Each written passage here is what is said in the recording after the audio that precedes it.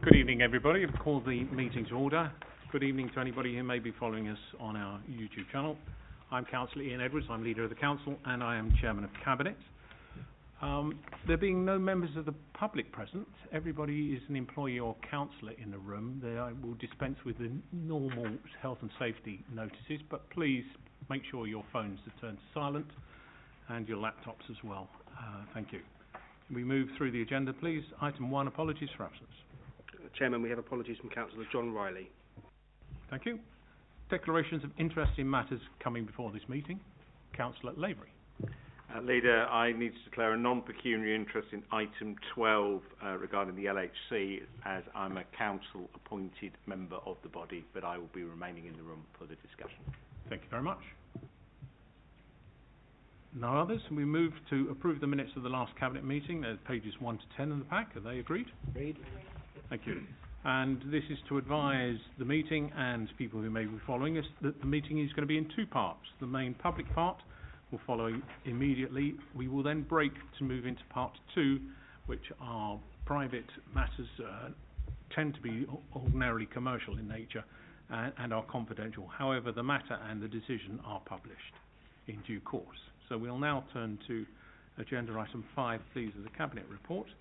And this is the corporate review, the review by the Corporate Finance and Property Select Committee, performance monitoring and reporting. Councillor Mills, you're introducing. And Councillor Mills, Richard Mills, if you'd like to come forward to the table, that would be great. Thank you. Thank you, Leader. I move the report, which is starting on page 11, and in particular the recommendations at the bottom of page 11 and on page 12. This is a very worthy report, and one that, and timely as well, insofar as performance-related matters and the information that we receive as a council is something that we've been giving some thought to as an administration, and indeed have charged the officer team to go away and consider. We get an enormous amount of data, and the importance of that data is about making sure that we are picking out the most relevant pieces and how they relate to not just the individual performance of a service, but what that tells us in terms of the resource allocation, both in terms of people and assets, and also how it relates and gives us opportunities to look at improving the performance and delivering efficiency savings going forward. So the whole lot needs to come together in one complete circle, if you like. And so this report, I think, adds to that thinking and adds to that process of us reviewing how best we use data, and therefore it is very timely and very well received. Thank you. Councillor Richard Mills, could you please just talk us through the main findings of your review? Thank you. Yeah, thank you, Leader. As the Chairman of the Corporate Finance and Property Select Committee, it gives me pleasure to present this report to Council, which sets out the Committee's review of performance monitoring and reporting in Hillingdon Council. Obviously, noting the importance of effective monitoring of performance to ensure the delivery of excellent and high-quality services to meet the needs of its residents, the Committee elected to conduct a comprehensive review of this. It's vital to ensure that decision makers within the Council have up-to-date and accurate information from across different departments to be aware of any trends, opportunities or potential issues. During our information gathering sessions, a wide range of views were sought, including those of senior officers as well as external experts. Based on the evidence that we received, it was apparent that the service has been generally performing very well, but improvement opportunities presented themselves, mainly around the availability and sharing of information across services. Resultant recommendations, therefore, focused on how to make further improvements to ensure consistency and provision of data, as well as data reporting to key decision makers, including the corporate management team, cabinet members and potentially select committees, whilst noting the importance of presenting data in a user-friendly manner. The committee also agreed that a possible future step could be to consider bringing in new tools and ways of working. It's anticipated that the implementation of the recommendations set out in the report will ensure the provision of user-friendly, timely, reliable and cost-effective performance monitoring and reporting systems across the Council. These in turn will assist in measuring the performance, inform strategic decisions, as well as meeting the needs of local residents. This is of course aligned to our commitment as a first-class local authority to modernise and use the data available to us in a smarter, more specific and measurable way, something that we all hope will be implemented throughout this administration's next term. I'd like to take this opportunity to thank the witnesses and officers who've given up their time and contributed to assisting the committee, and commend them for their continued hard work to ensure the provision of excellent performance monitoring and reporting processes are there to the benefit of Hillingdon residents. I therefore recommend this review and its recommendations to Cabinet. Thank you, Richard. And if you would please take my thanks back to the committee members for this great report. It is very timely, as been said. And not only will it assist us in our moving forwards with our own internal performance framework and ensuring that the council is best operating, I think it's a very timely reminder to residents of the way that its councillors take an interest in the performance of its own council and ensures that we are delivering, not only in terms of its efficiency, but also its effectiveness. And it is through this sort of scrutiny that you add value into the work that we're doing, but also give, as I say, that assurance to our residents that their councillors do have the finger on the pulse on their behalf. So please take my thanks back to your committee for the great work. We will be carrying forward those recommendations, I hope. Colleagues, are these recommendations agreed? Great. There you go. Thank you very much. We're now turning to agenda item 6, and this is the second Select Committee report. This one is a review by the Environment, Housing and Regeneration Select Committee, our engagement with tenants and leaseholders. Councillor Bridges, if you'd like to come forward. Councillor Lavery, quick introduction. This Select Committee report is a thorough report examining the very important area of how we communicate with our tenants both now and in the future. Its recommendations provide a clear way forward to improve our processes both with our tenants and with our leaseholders. The Cabinet report has 4 recommendations on page 40, which I shall now formally move. And I would like to record my thanks to Councillor Bridges and his committee for their hard work in producing this report. Thank you, Councillor Bridges. Would you talk the Cabinet through the findings of your review? Thank you. Thank you, Leader, and good evening to yourself and the Cabinet. In November 2020, the Government published its draft charter for the Social Housing Residents White Paper, which set out the actions central government will take to ensure that residents in social housing are safe, listened to, reside in good quality homes and have access to redress when things go wrong. To support the work of the Council's landlord function and to help shape and update its approach to tenant and leaseholder engagement, the Select Committee approved at its first review the topic of how to improve feedback from residents in social housing. As the Council's work to support regulatory compliance and improved resident engagement remains at an early stage, the Committee found itself in a unique position to help steer the future direction of the Council approach to engagement, inclusive of direct feedback from residents, along with best practice and innovation identified from other local authorities. Throughout this review, the Committee was mindful of the need to find cost-effective, workable solutions, and the recommendations in this report are endorsed as prudent and effective actions to grow engagement and fulfil the terms of the Charter. In closing, I would like to take this opportunity to thank those officers and volunteers who have given up their time to help the Committee in reviewing this topic and commend them for their continued hard work to support local residents. I recommend this review to Cabinet.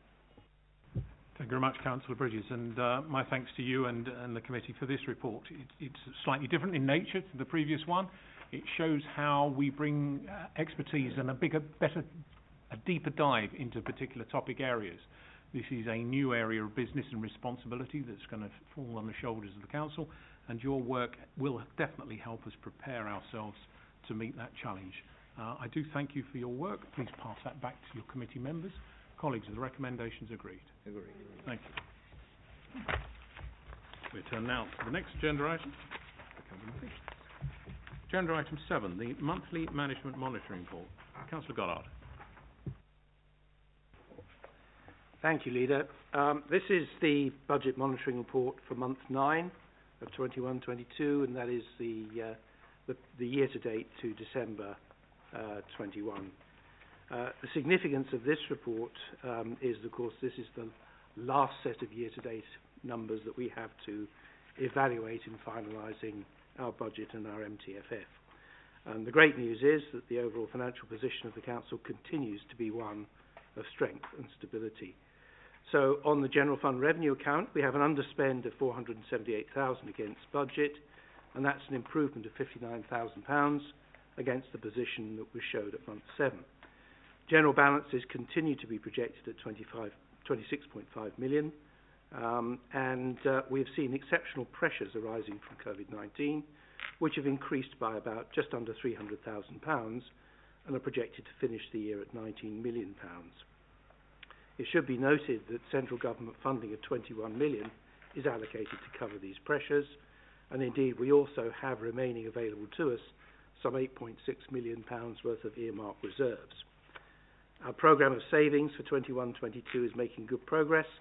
Of the £10.4 million worth of savings projected for the year, £8.4 million are banked or are well progressed for delivery by the year end, and a further £1 million is in the early stages of delivery. The dedicated schools grant position remains unchanged, with a deficit of £12.7 million projected for the year end, which will give rise to a cumulative deficit of £38 million by the 31st of March 2022. Our discussions with the Department for Education are continuing and are expected to yield results in the near future. Turning to the housing revenue account, that continues to track budget with a small forecast surplus of £133,000. I therefore move recommendation 1 within Part A of the report, which is set out on page 2 of Pack B.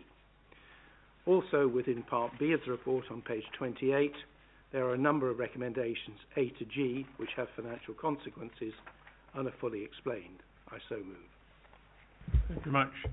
Colleagues, this again is continued sound financial management. I thank Councillor Goddard for his stewardship of our finances, but also our Chief Executive sitting alongside me for the way that the officer team are taking on their responsibilities of managing within their budgets, and that is very much appreciated. Colleagues, the recommendations as described agreed. Thank you. Agenda item 8, this is the Council's budget, the medium-term financial forecast. Councillor Goddard. Thank you again, Leader. The information supporting the budget and the MTFF are set out in Pack C of the papers which you have in front of you. And perhaps I could start by referring you to Appendix F, which is set out on page 215 of the pack. This shows the feedback which was received to the consultation budget, which was issued in December last, and you will see that the feedback and the comments were generally favourable and supportive. Notwithstanding that feedback, we have taken the decision to make some changes to the consultation budget in our final submission, and you can see those changes set out on page 6 of the pack. The changes are, I think, fairly self-explanatory, but in particular you will note that there is an adjustment to the rate of increase in council tax. The important thing to note is that we have a balanced budget for 22-23, and that in relative terms the budget gap, in other words the difference between our income and our expenditure over the remainder of the 5-year term, is pretty small in terms of this being 5.7 million. Contextually in the past that gap has been as high as 40 million in the past, with a bit of a mountain to climb in terms of savings. We've always got there, but clearly the more strategic approach we've taken in this budgeting process has borne fruit. Just looking at the budget, clearly there are a number of challenges: demand-led growth, adult social care costs, the post-COVID legacy, inflation, interest rates, and so forth. So quite a challenging budget to put together, but I think that the final outcome is very positive, in that we will see a situation where our Band D residents will actually see an overall reduction in the amount of council tax that they are paying at the end of the day. Turning to the capital programme, it's an area of big investment. We have some 319 million of investment going into our infrastructure in the general fund over the next 5 years, amenities, carbon footprint, schools, and so on. On the housing revenue account, there is a projected increase of 4.1% of the rents, which is the permitted amount, being the consumer price index movement plus 1%. Plus we have a major programme of capital expenditure in terms of enhancement, refurbishment of council houses, 100 new homes per year being created, plus the Hades regeneration scheme. So in conclusion, I believe that this is a great budget for our residents. It shelters them for the worst impacts of inflation and interest rate increases. We have a major investment in our infrastructure and provision of services to residents, and we are driving down inefficiency and bureaucracy with our cost-cutting programmes. So the recommendations on 1 to 7, which are set out on page 2 of Pack C, these are self-explanatory, although I will draw colleagues' attention to recommendation 6, which delegates authority to the Corporate Director of Finance in consultation with the leader, the Cabinet Member for Families, Education, Wellbeing, and myself, to conclude a safety valve agreement in respect of the dedicated schools grant, should this be necessary.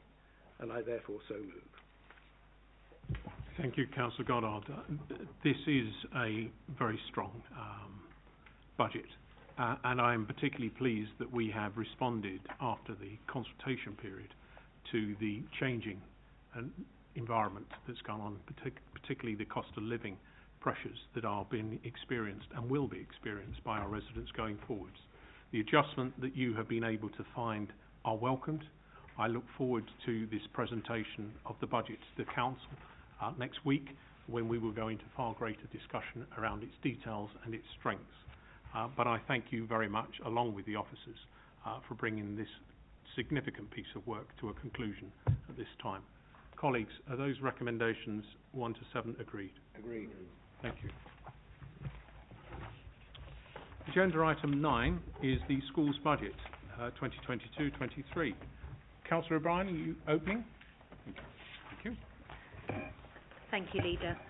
I would like to propose agenda item 9, the school's budget 2022-2023, which has gone through the consultation process with our relevant stakeholders, that is school leaders, head teachers, governors and schools forum. As Cabinet will be aware, for the past 2 years I have highlighted a deficit budget that the Council has had to accept. We do so again this year, with the deficit budget being set on the dedicated schools grant for the sum of just over £4.8 million this year. It is important to note that this deficit cannot be charged or cleared through the Council's general fund, and the cumulative deficit will have grown by the end of the year to a deficit budget of £38 million, which has been, my colleagues just reported that. I have previously commented that this is not a satisfactory position, and nor is Hillingdon in isolation. This is a national issue that central government have started to address. I would also add, for the avoidance of doubt, contrary to the grandstanding Labour opposition of Hillingdon, this deficit budget does not bring the council to the brink of bankruptcy. I ask Cabinet to note at the top of page 95, paragraph 5, the Council is now in discussions with the DfE, the Department for Education, regarding a safety valve agreement, which will, if agreed, secure conditional funding that will allow for the deficit on the dedicated schools grant to be eliminated with hard work no later than 2025-2026. The pressure on the DSG, the dedicated schools grant, is driven by the increasing expenditure of the high needs block. That this is the main part of the schools grant that funds children with special educational needs. The schools block continues to be ring-fenced for 2022-2023. However, following consultation with schools, the schools forum supported the transfer of 0.5% of the schools block funding this year to offset ongoing funding pressures. This equates to £1.3 million for this year. In addition to the DSG this year, our mainstream schools will also receive supplementary grant funding for 2022-2023 in the sum of £7.24 million under a health and social care levy to assist with cost pressures. As in previous years, Hillingdon continues to be a high delegator, therefore very little is retained centrally, with nearly all of the grants going to schools. The full list of what is retained is on page 103 and 104 and covers the costs of, for example, vulnerable children's placements, children looked after out of borough with educational placements, and the Families Information Service and statutory education teams. The recommendations are set out on page 94. However, the addendum sheet that has been produced this evening for us prints out the slightly different alignments with the paragraph that it's relating to. I therefore move this paper tonight. Thank you very much. Do you wish to speak, Councillor Gunnar? Thank you. Thank you, Leader. I just want to add, for the benefit of colleagues, just perhaps a little bit of colour around what has happened to the in-year deficit. Colleagues will be aware that the 21-22 deficit on the DSG was in fact 12.7 million, but the budget moves this to only 4.9 million for 22-23. And there are, I think, a handful of really quite major factors in that. First of all, I think this is really a very powerful illustration of the dynamics of the growth in educational special needs cases in the borough. We've had to assimilate a further 3.3 million of expenditure towards new EHCP cases. Okay, going against that, we have a number of items that reduce the deficit. First of all, as Councillor O'Brien suggested, there is about 6 million of the extra funding that comes directly into the high needs block. There is the 0.5% transfer, which is 1.3 million. But I think very significantly, there are cost reductions that have come about from the remediation programme, which will amount to about 3.8 million. Okay, so this is very much illustrative of the direction of travel and the position that that we expect to see an in-year break-even position by about 2025. And so hopefully that gives some better perspective in terms of how these deficits are moving. Thank you. Thank you very much. This, for me, is an unfortunate position that we're in. Contrary to the scaremongering that's gone on, that has unnecessarily raised some residents' concerns, this has no impact at all on our general fund. Change is following. Change is coming. We are committed to look afresh at how we support our SEND pupils. But change is also necessary from the government for this to be a sustainable resolution of the position. I'm confident that we will work together with government to achieve that, but we are committed nonetheless for us to use our own powers, our own influence, to bring around change in this position, because the current path we're on is not sustainable and we need to alter that course. I welcome the statements that have been made tonight. I welcome the efforts that are going into achieving resolution with government on this matter, and I look forward to one day being able to celebrate the fact that change has been delivered. Colleagues, are these recommendations agreed? Agreed. Thank you.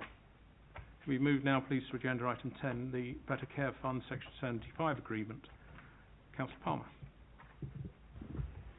Thank you, Leader, and good evening to everyone watching on YouTube. The report before Cabinet tonight is requesting agreement that the London Borough of Hillingdon enters into an agreement with North West London Clinical Commissioning Group under Section 75 of the National Health Service Act 2006.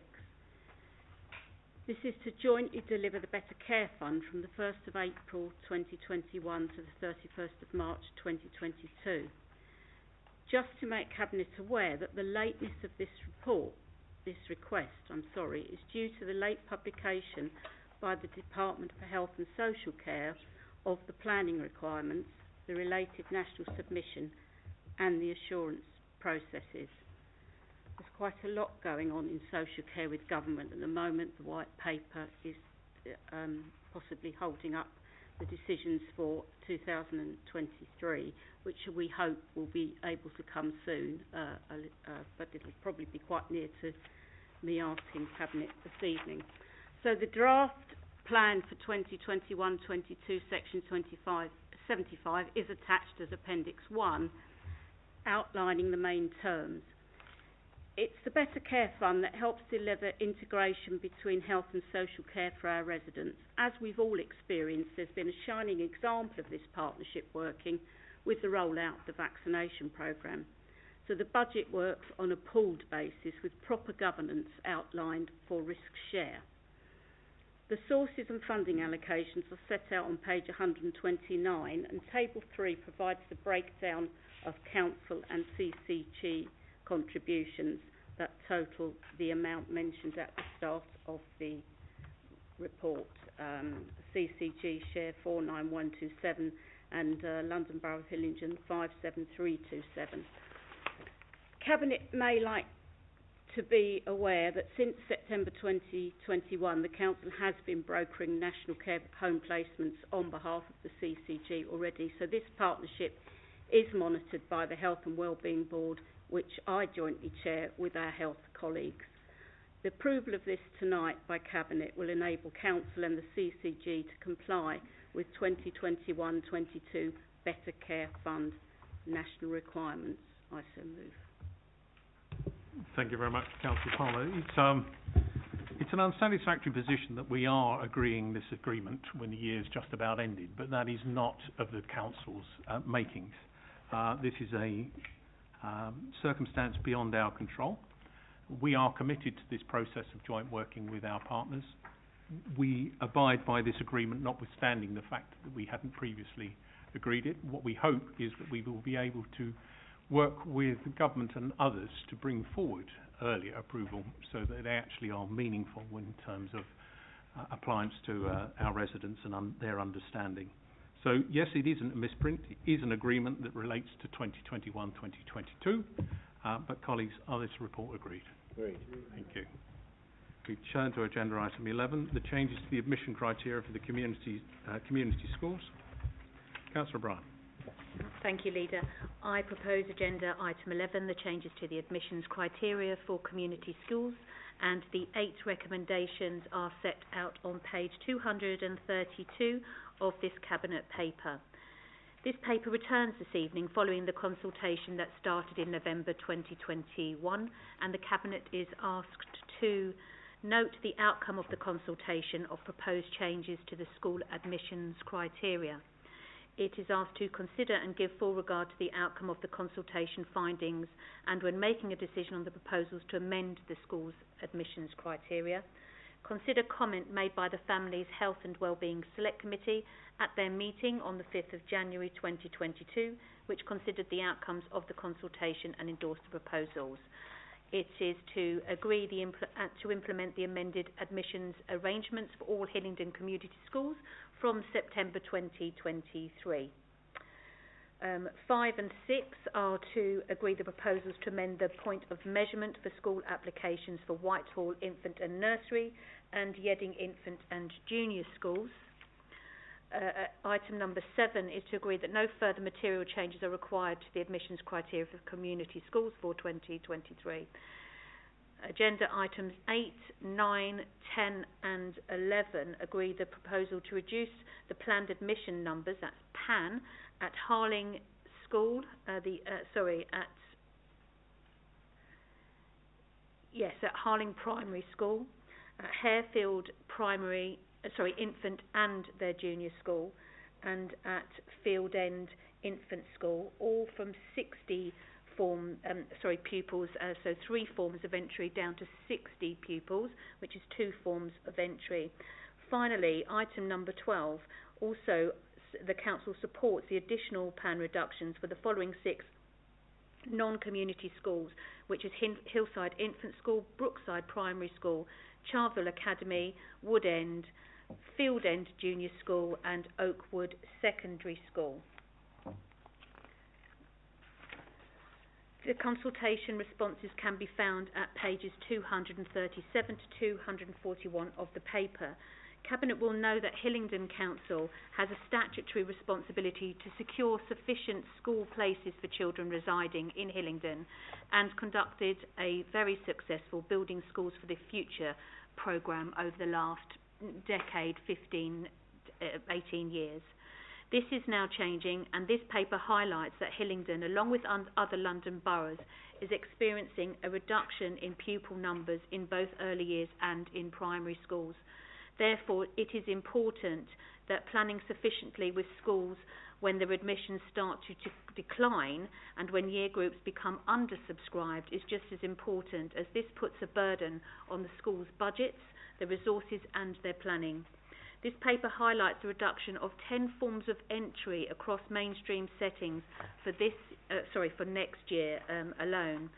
Schools are funded per pupil and not per pupil place. Therefore, a reduction in pupils and not PAN can and has led to schools reporting a deficit budget, which can and has in some instances put the council in a position whereby it has had to, maintained schools have had to ask and seek applications for a deficit budget. This loan does come out of the already stretched dedicated schools grant. So I linked that with my previous paper to advise that the importance of checking the school places and the sufficiency, whether we have too few or too many. I therefore move this report. Thank you. Thank you very much. Colleagues, are the recommendations agreed? Agreed. Thank you. Let's move on. Agenda item 12, the LHC, consideration of withdrawing from the Joint Committee. Councillor Lavery.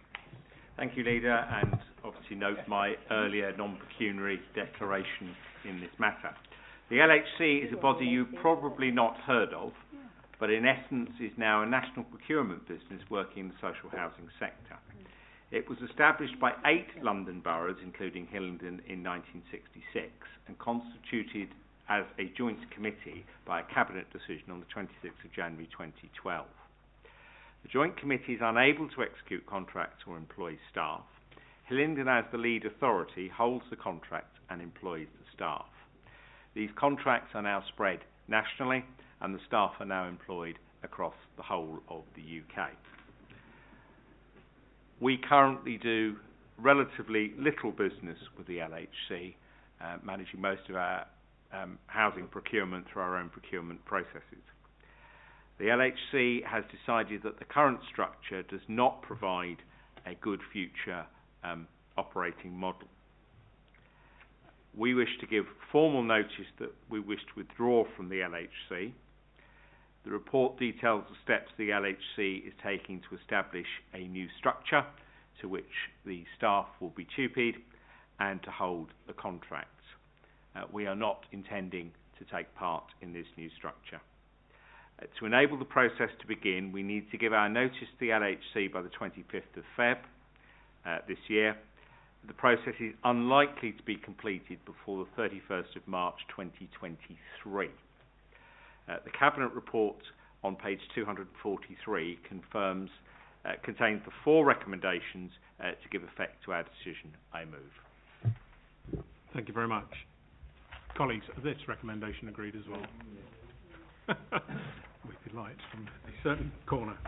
Thank you very much. That brings the part 1 agenda item to a conclude. If we could close off the link, please, and we'll then turn to part 2.